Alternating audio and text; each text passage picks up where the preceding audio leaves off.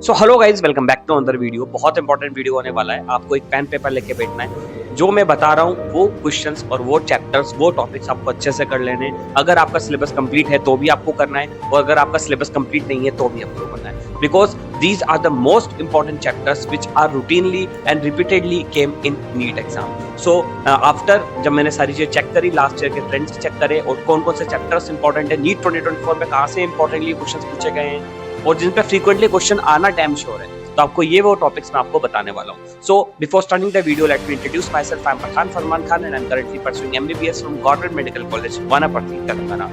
कई स्टूडेंट का डाउट रहता है कि सर प्लीज आप ऐसे बता दो, जो टॉपिक्स बता दो फिजिक्स के या केमिस्ट्री के या बायो के, जिससे क्वेश्चंस मस्ट ही मस्ट आने वाले हैं, तो वो मैं आपको बताने वाला हूँ। अगर आपने ये सारे क्वेश्चंस कर लिए तो आप मान के चलो आपके 120 और 130 आउट ऑफ 180 आने से कोई नहीं रोक सकता है, because these are repeated questions and these questions will definitely come in NEET 2025. So now I am going to tell you about the most important topics and chapters in NEET 2025 for chemistry.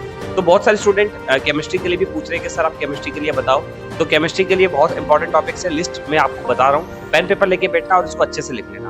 सबसे पहले जो topic है वो है आपका periodic table, और दूसरा जो टॉपिक है वो है आपका केमिकल बॉन्डिंग। इन दोनों चैप्टर से आप मान के चलो 7 to 8 एमसीक्यूज आने वाले हैं। और केमिकल बॉन्डिंग्स में क्वेश्चन जो होते हैं वो कांस्टेंट होते हैं। मेल्टिंग पॉइंट, बॉइलिंग पॉइंट, इसका ट्रेंड बता दो, ठीक है। आपकी एमओटी से क्वेश्चन पूछ लेंगे, सीबीटी से क्वेश्चन पूछ लेंगे, तो आपको बहुत अच्छे से आना चाहिए। हाइब्रिडाइजेशन से क्वेश्चन आ जाता है, ठीक है। ये आपके सिंपल सा क्वेश्चन आ जाता है, उसको आपको अच्छे से करके जाना है।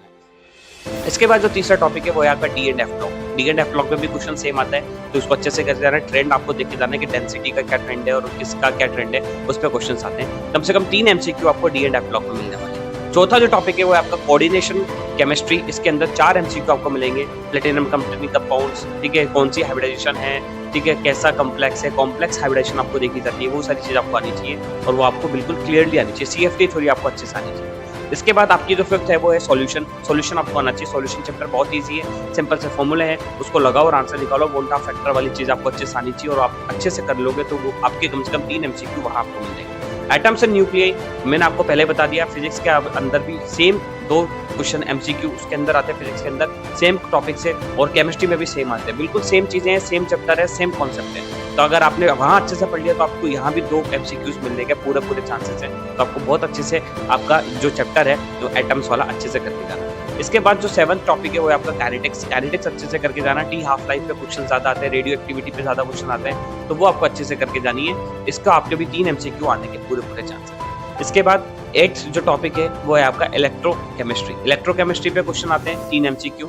ई naught cell, E cell, Nernst equation अच्छे से करके जाने, 3 एमसीक्यूज पे आएंगे। इसके बाद जो लास्ट टॉपिक है वो है आपका जीओसी1 और हाइड्रोकार्बन। अगर आपने ये 2 कर लिए तो आप मान के चलो कम से कम 6 से 8 क्वेश्चन आपको जीओसी1 में से और जीओसी2 में से मिल जाते हैं। मतलब आप सोच रहे हो जीओसी ऑर्गेनिक के अंदर 2 टॉपिक होते हैं, जीओसी1 और जीओसी2। तो जीओसी1 से ऑलमोस्ट 6 to 8 क्वेश्चन आते हैं, तो कितनी ज्यादा इंपॉर्टेंस है, इसीलिए आपको जीओसी1 बहुत अच्छे से करनी है। सो गाइस, ये मैंने आपको टोटल बता दिया है। अगर आपको नेम रिएक्शन चाहिए, 30 नेम रिएक्शन जो कि मोस्ट इंपोर्टेंट होती है जीओसी2 के अंदर, उसके अंदर आप मान के चलो 3 से 4 जीओसी के 2 के अंदर नेम रिएक्शन डायरेक्टली एग्जाम में पूछ लेते हैं, ठीक है। तो वो आपको अच्छे से करके जानी है। उसका सबस्ट्रेट क्या है, उसका प्रोडक्ट क्या है, उसकी नेम रिएक्शन में क्या है, इलेक्ट्रोफाइल क्या है, न्यूक्लियोफाइल क्या है, वो आपको अच्छे से आना चाहिए। नेम रिएक्शन आपने कर ली तो 2 से 3 क्वेश्चन आप वो सही कर दोगे, और अगर जीओसी1 आपने अच्छे से कर ली तो आपके 6 से 8 क्वेश्चन यहाँ से मिलेंगे। तो आप सोचो कि आपकी कितनी ज्यादा हाई प्रोबेबिलिटी हो जाएगी कि आपको अच्छे मार्क्स आने की पूरी प्रोबेबिलिटी बढ़ जाएगी। तो ऐसे गधे की तरह सब कुछ नहीं पढ़ना है, आपको इस मोमेंट पे वो चीजें पढ़नी है जो ज्यादा रिपीट होती है। तो ये मैंने आपको बता दिया। So those student who need those 30 name reaction, you can DM me personally on my Instagram account @medicopathan, or my Telegram channel, link is in the description, and I will directly share to you your account. So thank you so much for watching this video. I hope this video will definitely help you, and if you have any query you can DM me personally. I will help you in any way, in any how. So thank you so much for watching this video. मिलते हैं फिर next video में ऐसी ही informative video के साथ। तब तक के लिए ऑल द बेस्ट।